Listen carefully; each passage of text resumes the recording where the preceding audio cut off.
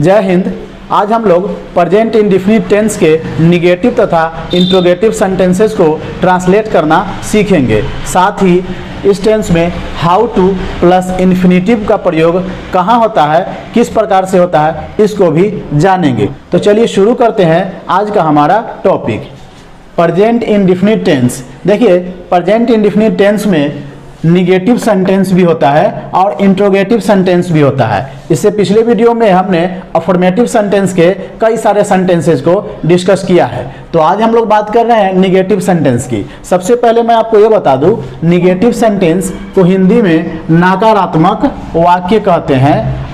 और जिस वाक्य में आपको नहीं शब्द लिखा हुआ दिख जाए, आप समझ जाएंगे कि यह निगेटिव सेंटेंस है। इसके अलावा इंट्रोगेटिव सेंटेंस, प्रश्नवाचक वाक्य, इंट्रोगेटिव सेंटेंस को हिंदी में प्रश्नवाचक वाक्य कहा जाता है। जैसा कि नाम से ही स्पष्ट है, इसमें प्रश्न पूछने का काम होता है। जैसा कि आप देख रहे हैं, इंट्रोगेटिव सेंटेंस को हमने 4 भागों में बांटा है। यहाँ है आपका नंबर 1, नंबर 2 और ये है आपका number 3 and number 4। Present indefinite tense के इंट्रोगेटिव सेंटेंसेस को हम 4 भागों में बांट सकते हैं।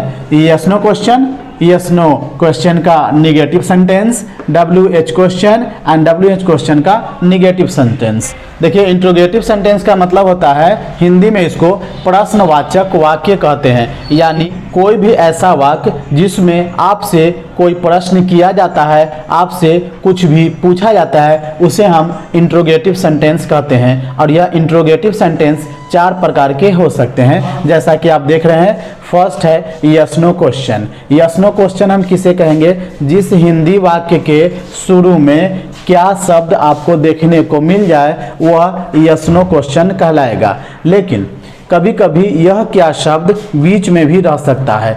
मेन है आपके इसके भावनाओं को समझना पड़ेगा। आपको समझना पड़ेगा कि यह प्रश्न किस प्रकार से है। देखिए, यस नो क्वेश्चन और यस नो क्वेश्चन निगेटिव, इन दोनों को हम लोग जरा प्यार से समझते हैं। यस का मतलब आप जानते ही हैं, यस का मतलब हाँ होता है और नो का मतलब नहीं होता है। क्वेश्चन का मतलब प्रश्न होता है, मतलब कोई भी वैसा प्रश्न जिसका उत्तर आप हाँ में या नहीं में दे सकते हैं, उसे यस नो क्वेश्चन कहा जाता है।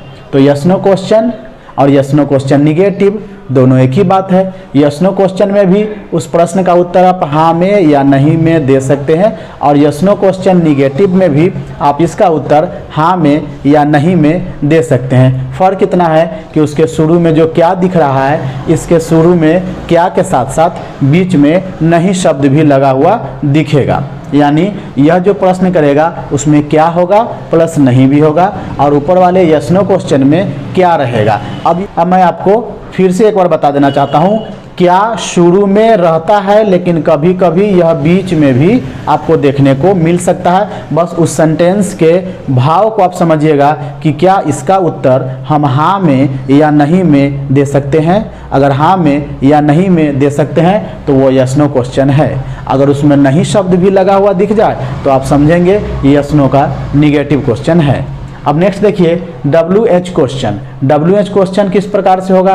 तो जिस प्रश्न का उत्तर आप हाँ में या नहीं में नहीं दे सकते हैं, उसे आपको डिटेल में बताना पड़ेगा, उसके रीज़न को बताना पड़ेगा, उसे WH क्वेश्चन कहते हैं। अब आप सोचते होंगे कि यह WH क्वेश्चन इसका नाम क्यों पड़ा, यस नो क्वेश्चन नाम क्यों पड़ा? आप समझे, यस मतलब हाँ, नो मतलब नहीं, मतलब ऐसा प्रश्न जिसका उत्तर हाँ या नहीं में दे दिए तो यस नो क्वेश्चन कहलाया। तो इस प्रकार से WH क्वेश्चन का क्या लॉजिक है? देखिए, WH क्वेश्चन के बारे में बात समझे। देखिए, WH क्वेश्चन में ज़्यादातर आपको क्या, क्यों, कहाँ, कौन, कैसे, कब, किसे, ये सभी प्रश्न देखने को मिलते हैं, और ये सब शब्द आपको किसी भी वाक्य के बीच में देखने को मिलता है। अगर यह शुरू में भी दिखे तब भी बात वही है, लेकिन ज़्यादातर यह सेंटेंस के बीच में देखने को मिलता है। तो जिस हिंदी वाक्य में आपको क्या, क्यों, कहाँ, कौन, कैसे, कब, किसे, इसके अलावा भी अगर कोई प्रश्न पूछ सकता है जिसका उत्तर आपको हाँ या ना बोलने से काम नहीं चलेगा, उसका पूरा एक्सप्लेनेशन करना पड़े तो वह WH क्वेश्चन कहलाएगा। और उसी WH क्वेश्चन में यानी इन शब्दों के साथ साथ किसी वाक्य में नहीं शब्द भी लगा रहे तो यह WH क्वेश्चन का निगेटिव कहलाएगा। अब इसका नाम WH क्यों पड़ा, इसमें भी रहस्य है, आगे समझते हैं। देखिए, क्या है, क्यों है, कहाँ है, ये जो प्रश्न करने वाले शब्द हैं, इस शब्दों को अगर आप देखेंगे जैसा कि मैंने यहाँ पर लिख दिया है, इन सभी शब्दों को अंग्रेजी में जब हम लिखते हैं तो उसकी शुरुआत W और H से ही होता है। जैसे क्या का इंग्लिश है व्हाट, WHAT, क्यों का इंग्लिश है वाई, WHY, कब का इंग्लिश है व्हेन, WHEN, कहाँ का इंग्लिश है वेयर, WHERE, कौन का इंग्लिश है हु, WHO, किसे या किन्हें को बोलते हैं whom, WHOM, किसका या किसकी को बोलते हैं whose, WHOSE, कौन सा को बोलते हैं which, WHICH। अभी आपने देखा सभी शुरू में, सभी वर्ड के शुरू में WH आ रहा है ना, WH। हाउ को भी देखिए, HOW, हाउ मीन्स होता है कैसे, WH है ना, WH। यानी जो भी प्रश्न आपसे किया जाए और अगर आप उसका उत्तर हाँ या ना में नहीं दे सकते हैं, पूरा एक्सप्लेनेशन, पूरी व्याख्या करनी पड़ेगी आपको, तो उस हिंदी शब्द का जब आप अंग्रेजी में उस वर्ड को लिखेंगे तो उसकी शुरुआत W और H के साथ होता है। इसीलिए बनाने वाले ने इसका नाम रखा WH वर्ड, ताकि आसानी से आपको बात समझ में आ जाए। तो उम्मीद करता हूँ आपको आसानी से बात समझ में आया होगा। देखिए आगे किस प्रकार से हम सेंटेंसेस को पहचानेंगे। देखिए कुछ एग्जाम्पल है आपके सामने। शेर घास नहीं खाता है। आपको यह सेंटेंस देखकर इसमें से चुनना है कि यह कौन सा सेंटेंस है। शेर घास नहीं खाता है, इसमें आप देख रहे हैं नहीं शब्द लगा हुआ है, तो यह नकारात्मक सेंटेंस है। यानी जिस शब्द में आपको नहीं, जिस वाक्य में नहीं शब्द लगा हुआ दिख जाए वह कौन सा सेंटेंस होगा, निगेटिव सेंटेंस। अगला सेंटेंस देखिए, मैं तुम्हें नहीं जानता हूँ। फिर से आपको नहीं लगा हुआ दिखा, नहीं लिखा हुआ दिखा, तो यह नहीं रहने की वजह से यह भी कौन सा सेंटेंस है, निगेटिव सेंटेंस है। इसके आगे देखिए, क्या सूर्य पूरब में उगता है। आपको क्या दिखा, शुरू में क्या लगा हुआ दिख गया। मैंने क्या बताया, अगर क्या शुरू में लगा हुआ दिख जाए तो वह कौन सा क्वेश्चन होगा, यस नो क्वेश्चन होगा। आप इस प्रकार से भी समझ सकते हैं, यह जो प्रश्न है क्या सूर्य पूरब में उगता है, तो अगर आप इसका उत्तर देंगे तो बोलेंगे हाँ, क्योंकि सूर्य पूरब में उगता है। तो आपने जवाब दिया हाँ, तो यस या नो अगर आप जवाब देते हैं तो वो यस नो क्वेश्चन कहलाता है। तो शुरू में क्या देखकर आप पकड़ सकते हैं या फिर इसकी भावनाओं को समझ के पकड़ सकते हैं कि यह यस नो क्वेश्चन है। नेक्स्ट है, आपकी गाय दूध क्यों नहीं देती है। मैंने क्या बताया, क्यों, कहाँ, कैसे, कब, ये सब शब्द अगर आपको किसी भी हिंदी के वाक्य में दिख जाए तो वह WH क्वेश्चन होगा। तो क्यों दिख गया तो ये WH क्वेश्चन हो गया, लेकिन इसके साथ नहीं भी दिख गया, इसका क्या मतलब, WH क्वेश्चन का निगेटिव सेंटेंस ये हो गया। तो आपकी गाय दूध क्यों नहीं देती है, यह WH क्वेश्चन निगेटिव है। नेक्स्ट देखिए, क्या आपका बेटा रोज स्कूल नहीं जाता है। क्या आपका बेटा रोज स्कूल नहीं जाता है। आपको क्या दिखा, शुरू में क्या दिखा, बीच में नहीं दिखा। आप देखकर बताइए, शुरू में क्या प्लस नहीं अगर दिख जाए तो वो कौन सा क्वेश्चन होता है, यस नो क्वेश्चन का निगेटिव सेंटेंस। या इसका उत्तर देकर आप देख लीजिए, क्या आपका बेटा रोज स्कूल नहीं जाता है। अगर यह प्रश्न किया जाए तो सामने वाला व्यक्ति क्या जवाब देगा, हाँ मेरा बेटा रोज स्कूल जाता है, या नहीं मेरा बेटा रोज स्कूल नहीं जाता है। तो उसका उत्तर हाँ या नहीं में देना है। तो यह भी यस नो क्वेश्चन का निगेटिव सेंटेंस हो गया। निगेटिव इस वजह से हुआ कि नहीं लगा हुआ है और हाँ या ना में उत्तर दे रहा है, इसलिए यस नो क्वेश्चन है। तो यह यस नो क्वेश्चन का निगेटिव सेंटेंस है। नेक्स्ट है, वे लोग कहाँ रहते हैं। कहाँ, वे लोग कहाँ रहते हैं। अब आपको हाँ बोलने से काम चलेगा, नहीं बोलने से काम चलेगा, बिल्कुल नहीं चलेगा। आपको बताना होगा अपने गांव या शहर का नाम, यानी पूरी व्याख्या जब देते हैं, एक्सप्लेनेशन करते हैं, तो इसको कहते हैं WH क्वेश्चन। और इस कहाँ का अंग्रेजी आप लिखते हैं वेयर, WHERE, इस वजह से भी इसका नाम पड़ा WH क्वेश्चन। तो मैं उम्मीद करता हूँ कि आप सेंटेंस को देखकर पहचान लेंगे कि वह सेंटेंस निगेटिव है, यस नो क्वेश्चन है, यस नो क्वेश्चन निगेटिव है, WH क्वेश्चन है या WH क्वेश्चन निगेटिव है। तो आगे अब हम लोग देखते हैं कि किस प्रकार से इसको ट्रांसलेट करेंगे। देखिए प्रेजेंट इंडेफिनिट टेंस का रूल आप जानते हैं। प्रेजेंट इंडेफिनिट टेंस के अफर्मेटिव सेंटेंस का रूल होता है सब्जेक्ट प्लस V1 या V5 प्लस ऑब्जेक्ट, और इस पर आपने कई सारे सेंटेंसेस बनाकर भी देखा। अब देखिए निगेटिव सेंटेंस का रूल होता है सब्जेक्ट प्लस डू या does plus not plus V1 plus object. Yes no question का होता है डू या does plus subject plus V1 plus object, और यस नो क्वेश्चन का निगेटिव हो तो उसका रूल होता है डू या does plus subject plus not plus V1 plus object. इसके अलावा WH क्वेश्चन हो तो WH क्वेश्चन का रूल है WH वर्ड प्लस डू या does plus subject plus V1 plus object. WH word का अगर WH क्वेश्चन अगर निगेटिव सेंटेंस हो तो आप लिखेंगे WH वर्ड डू या does plus subject plus not plus V1 plus object. ये स्ट्रक्चर है, इस स्ट्रक्चर को आप समझते होंगे। आप देखिए हर जगह आपको सब्जेक्ट और ऑब्जेक्ट दिखेगा, तो आप सब्जेक्ट और ऑब्जेक्ट तो जानते ही हैं, किसी सेंटेंस के अंदर में सब्जेक्ट कौन होता है और ऑब्जेक्ट कौन होता है।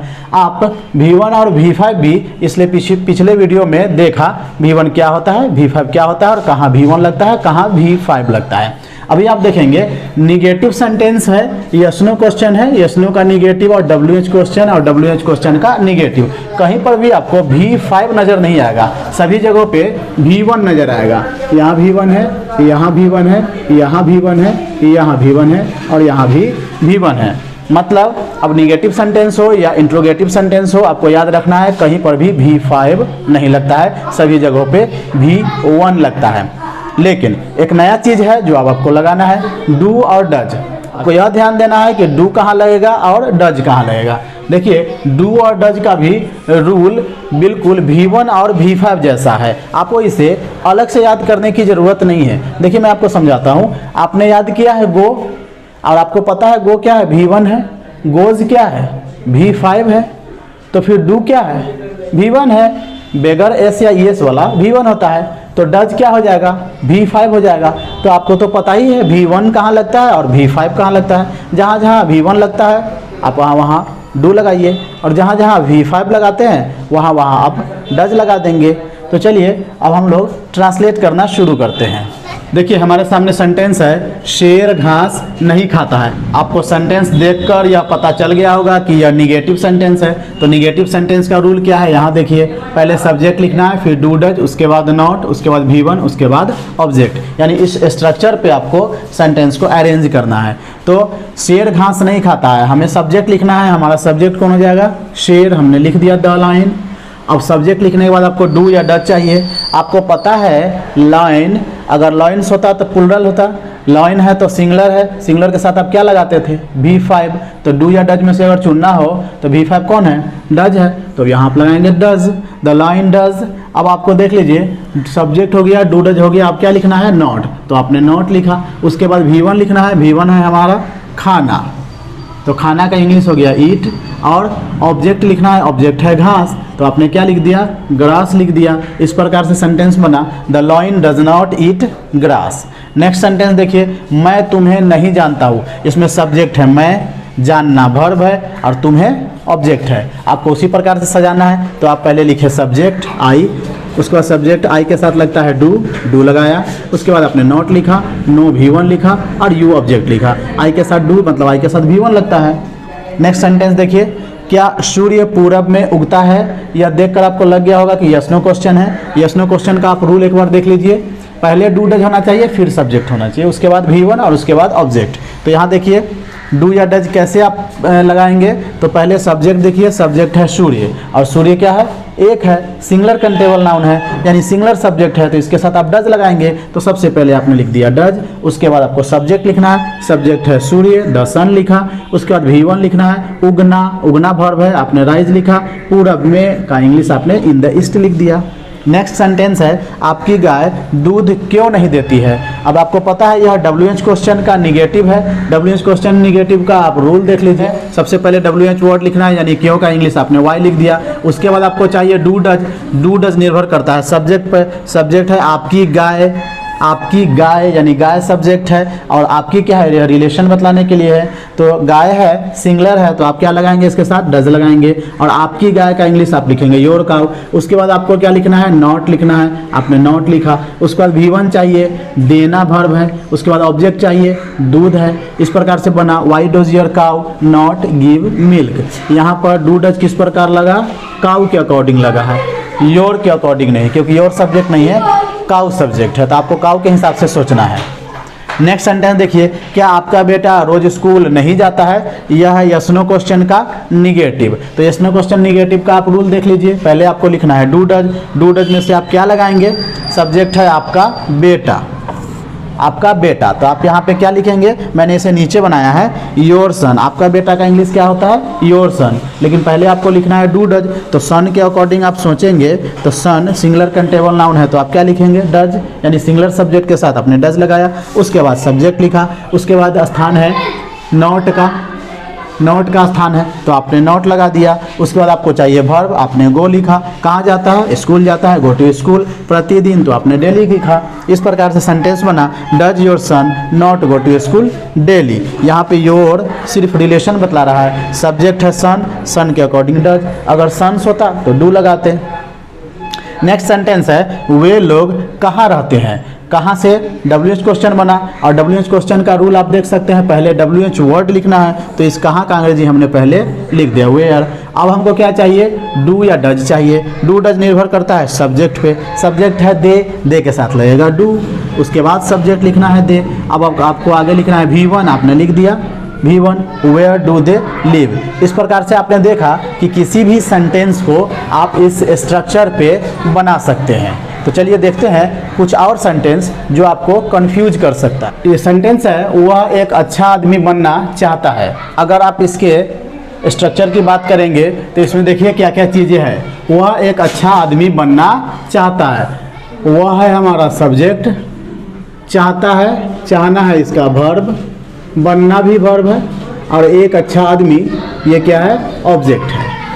अगर इससे नीचे वाले सेंटेंस की बात करते हैं, वह अंग्रेजी बोलना चाहता है तो यहाँ भी वह है सब्जेक्ट और चाहना क्या है वर्ब है, बोलना क्या है वर्ब है और अंग्रेजी क्या है ऑब्जेक्ट है। नीचे सेंटेंस देखिए, वो अंग्रेजी बोलना जानता है, यहाँ पर वह क्या है सब्जेक्ट है, अंग्रेजी क्या है ऑब्जेक्ट है, बोलना वर्ब है और जानना भी वर्ब है। नेक्स्ट सेंटेंस है क्या तुम कार चलाना जानते हो, यहाँ पे तुम सब्जेक्ट है, जानना वर्ब है, चलाना वर्ब है और कार ऑब्जेक्ट है। नेक्स्ट सेंटेंस है श्रेया खाना बनाना सीखती है, यहाँ पे श्रेया सब्जेक्ट है और सीखना इसका वर्ब है, बनाना भी वर्ब है और खाना जिसको आप भोजन बोलते हैं ये ऑब्जेक्ट है। अब इस सेंटेंस को हमें ट्रांसलेट करना है। देखिए यहाँ पे कुछ परेशानी होगा, रूल आपको पता ही है, रूल आप जानते हैं सब्जेक्ट प्लस V1 या V5 प्लस ऑब्जेक्ट, यानी सब्जेक्ट प्लस V1 या V5 प्लस ऑब्जेक्ट। इस स्ट्रक्चर पे बनाना है तो सबसे पहले हमें सब्जेक्ट लिखना है, हमने लिखा ही। उसके बाद हमें वर्ब लिखना है V1 या V5 में से कोई एक। अब आपके सामने दो वर्ब है, बनाना और चाहना। आप किस वर्ब को पहले लिखेंगे, यह परेशानी आपके सामने आ सकता है। देखिए इसे बोलते हैं यूज ऑफ इन्फिनिटिव, इन्फिनिटिव का प्रयोग। अगर हमारे सामने किसी सेंटेंस में दो या दो से अधिक वर्ब आ जाए तो हमें उस किस प्रकार से बनाना चाहिए, हमें उल्टा नियम का प्रयोग करना चाहिए, यानी हमें लास्ट से पीछे से आगे की ओर बढ़ना है। जब हम पीछे चलेंगे तो आपको एक वर्ब दिखेगा चाहना, तो सबसे पहले हमें चाहना का इंग्लिश लिखना चाहिए और वांट लिखते समय हम देखेंगे कि सब्जेक्ट ही है, ही के साथ V5 लगता है तो हमने कर दिया वांट्स। उसके बाद जब आगे बढ़ेंगे तो फिर दूसरा वर्ब आएगा बनना, बनना, तो बनना का इंग्लिश होता है बिकम। अब इसमें आपको टू लगाना पड़ेगा क्योंकि दोनों वर्ब एक साथ नहीं रहता है, यही इन्फिनिटिव का रूल कहता है। इन्फिनिटिव का नियम कहता है कि आपको वांट्स लिख लिए और बिकम जो दूसरा वर्ब लिख रहे हैं उसमें टू लगा के लिखना है, यानी पहला वाला वर्ब आपको V1 या V5 हो सकता है। यहाँ मैंने लिखा है सिचुएशन नंबर 1, एक वर्ब है दूसरा वर्ब है। जब दोनों वर्ब आता है तो पहला वर्ब आपका V1 या V5 हो सकता है क्योंकि प्रेजेंट इंडेफिनिट टेंस है, और जब दूसरा वर्ब लिखना है तो आप विदाउट टू नहीं लिख सकते हैं, आपको टू लगा के ही लिखना पड़ता है। ठीक है, तो यहाँ हमने क्या किया, he wants to become a good man, object था अ गुड मैन लिख दिया। नेक्स्ट सेंटेंस है वह अंग्रेजी बोलना चाहता है, इसमें सब्जेक्ट है वह, हमने ही लिखा। चाहना है दूसरा वर्ब है, दो वर्ब है तो हम उल्टा चलेंगे, तो चाहना का इंग्लिश पहले लिखेंगे तो वांट्स लिखे, ही के साथ V5। अब दूसरा वर्ब है बोलना, बोलना का स्पीक होता है लेकिन इसमें टू लगा के लिखेंगे, जैसा कि मैंने आपको बता दिया, टू स्पीक। ऑब्जेक्ट है इंग्लिश, अंग्रेजी, हमने इंग्लिश लिखा। नेक्स्ट सेंटेंस देखिए, ये दो आप देख लिए। तीसरा सेंटेंस देखिए, वह अंग्रेजी बोलना जानता है, यहाँ सब्जेक्ट है वह, हमने ही लिखा। जानना वर्ब है, देखिए यहाँ पे जानना और बोलना दो वर्ब है, फिर हम वही काम करेंगे, उल्टा चलेंगे। तो सबसे पहले जानना आएगा, जानना का इंग्लिश हमने लिखा नो, अब चूंकि ही के साथ V5 लगता है नोज कर दिया। उसके बाद आपको है बोलना, बोलना का अंग्रेजी होता है स्पीक, इसमें टू लगा दिए। उसके बाद ऑब्जेक्ट है इंग्लिश, हमने इंग्लिश लिखा, सॉरी। तो यहाँ पे क्या है, सब्जेक्ट मैंने लिखा V1 या V5 लिखा, प्लस ऑब्जेक्ट लिखा, डबल वर्ब रहने पे मैंने टू लगाया। फिर भी पता है आपको यह सेंटेंस अभी गलत है, अभी यह सेंटेंस गलत है। तो आप सोचते होंगे कि यह बिल्कुल रूल के अकॉर्डिंग बैठा है, फिर भी गलत क्यों है। तो इसके लिए आपको देखना होगा सिचुएशन नंबर 2। सिचुएशन नंबर 2 कहता है कि अगर एक वर्ब और एक वर्ब यानी दो वर्ब है, तो एक वर्ब जो है आपका V1 या V5 हो सकता है, यानी यहाँ वाला आपका V1 या V5 हो सकता है। लेकिन यह वर्ब अगर आपका नो या लर्न हो या नोज या लर्न्स हो, तो अब आपको वर्ब के पहले सिर्फ टू लगाने से काम नहीं चलेगा, बल्कि आपको हाउ टू लगाना पड़ेगा। किन वर्ब में, जब दो वर्ब, यहाँ वाला वर्ब यानी फर्स्ट वर्ब नो या लर्न हो, तब आपको सिर्फ टू लगाने से काम नहीं चलेगा, हाउ टू लगाना पड़ेगा। तो इस प्रकार से यहाँ पर मैंने इसीलिए जगह छोड़ा है कि आपने दूसरा वर्ब के लिए टू लिखा, टू से काम नहीं चलेगा, आपको यहाँ पे हाउ लगाना पड़ेगा। नेक्स्ट सेंटेंस है, क्या तुम कार चलाना जानते हो। यहाँ पर आप इसका इंट्रोगेटिव सेंटेंस भी आपसे पूछ सकता है, क्या तुम कार चलाना जानते हो। तो इसमें डू डज पहले हम लिखेंगे, जैसा कि यस नो क्वेश्चन है, आपको पता है पहले डू या डज लिखना पड़ता है, तो हमने लिखा डू, सब्जेक्ट है यू, उसके बाद वर्ब है नो। पीछे से आप चलेंगे तो पहले जानता है, तो जानना का English know, do you know. उसके बाद दूसरा है चलाना, चलाना का ड्राइव, हमने टू लगा दिया, टू ड्राइव। उसके बाद कार है तो हमने ए कार लिखा। फिर भी यह सेंटेंस अभी गलत है, कारण क्या, वही नियम, नो आ जाए तो हमको क्या करना पड़ेगा, सिर्फ टू लगाने से काम नहीं चलेगा, हाउ टू लगाना पड़ेगा। तो हम यहाँ भी लगा देंगे हाउ टू। नेक्स्ट सेंटेंस है, श्रेया खाना बनाना सीखती है। सब्जेक्ट है श्रेया, सीखना वर्ब है, लर्न्स करेंगे V5। उसके बाद खाना बनाना का कुक है, जिसमें टू मैंने लगा दिया। भोजन का होता है फूड या खाना भी इसको बोलते हैं, तो मैंने फूड लगा दिया। फिर भी यह सेंटेंस है। अब आप समझ गए होंगे कि लर्न है, जैसे नो में हाउ टू लगता है, उसी प्रकार से लर्न में भी सिर्फ टू से काम नहीं चलेगा, इसमें आपको लगाना पड़ेगा हाउ टू। तो आप यहाँ पे हाउ टू लगा देंगे। अब सबसे बड़ा प्रश्न यह है, कुछ विद्यार्थी यह जानना चाहेंगे कि सर ये हाउ का हिंदी में अर्थ होता है कैसे। आखिर यहाँ पे कौन सा लॉजिक है जो आप हाउ लगा रहे हैं कैसे, ऊपर से बीच में लगा रहे हैं। चलो बीच में भी लगाए मान लिया, लेकिन ये कैसे का सेंस तो आता नहीं, आपने हाउ क्यों लिखा। आखिर हाउ का हिंदी कैसे होता है ना। तो चलिए इसी को समझते हैं, यही सबसे बड़ा चैलेंज है। देखिए सेंटेंस कहता है कि वह एक अच्छा आदमी बनना चाहता है। इसमें जानना या सीखना बात नहीं है, चाहने की बात है। चाहना कोई हुनर नहीं है। नेक्स्ट है, वो अंग्रेजी बोलना चाहता है, चाहना कोई हुनर नहीं है। लेकिन वो अंग्रेजी बोलना जानता है, अंग्रेजी बोलना एक हुनर है। किसी भी हुनर को जब आप बताते हैं उसमें हाउ टू लगना जरूरी है। नेक्स्ट है, क्या तुम कार चलाना जानते हो। ये भी हुनर है कार चलाना, इसमें भी हाउ टू लगना चाहिए। फिर आप कंफ्यूज हो गए होंगे, सोचेंगे सर ये कैसे कहाँ आ रहा है, कैसे तो आना चाहिए। देखिए कैसे आ जाएगा। आप कार चला रहे हैं और आप कार चलाते हुए गए, किसी के साइकिल या बाइक में आपने धक्का मारा। अब वो सामने वाला व्यक्ति बोलेगा कि तुमको कार चलाने आता है कि कैसे चलाया जाता है। क्या मतलब हुआ, उसके अंदर में कैसे छुपा हुआ है। जैसे आप साइकिल सीख रहे हैं या साइकिल चला रहे हैं, किसी को ठोकर मारते हैं, अगला ऑटोमेटिक बोलेगा कि साइकिल चलाने आता है, कैसे चलाया जाता है। कोई आपको बोला, किसी को आप बोले कि चाय बनाओ, चाय बना के पिलाओ। हो सकता है आपकी बहन हो या कोई रिलेटिव हो, चाय बना के वो आपको पिलाई, आपने चाय पिया, बोला करे ये तो चाय ठीक नहीं है। तो आप क्या बोलेंगे, चाय बनाने तुमको आता है, कैसे चाय बनाया जाता है। मतलब कैसे का भाव छुपा रहता है। इसीलिए अंग्रेजी चूँकि एक रिसर्च का लैंग्वेज है, इसमें छुपी हुई भावनाओं को दर्शा दिया जाता है ताकि सामने वाले को इसके शुद्ध भावना फीलिंग्स को वो समझ पाए। तो इसमें कैसे छुपा रहता है, जो बोलते वक्त हम लोग नहीं बोलते, हम लोग सीधे बोलते हैं कि वह खाना बनाना सीखती है। असल में वह खाना बनाना सीखती है कि कैसे खाना बनाया जाता है, ये पूरा सेंटेंस है। तो उसी को हम लोग बनाते हैं Shreyan learns how to cook food. उम्मीद करता हूँ आप हाउ टू के इस कंसेप्ट को आप समझ गए होंगे। हाउ टू किस प्रकार से लगाते हैं, शर्त है 2 वर्ब होना चाहिए और 2 वर्ब अगर है तो टू लगेगा, लेकिन अगर नो या लर्न है तो टू से काम नहीं चलेगा, उसमें हाउ टू भी लगेगा। तो उम्मीद करता हूँ यह वीडियो सेशन आपको पसंद आया होगा। तो चलिए मिलते हैं नेक्स्ट वीडियो में कुछ नए टॉपिक के साथ। तब तक के लिए दीजिए हमें इजाज़त, फिर मिलेंगे कुछ सीखने और सिखाने के इस महफिल में। तब तक के लिए जय हिंद।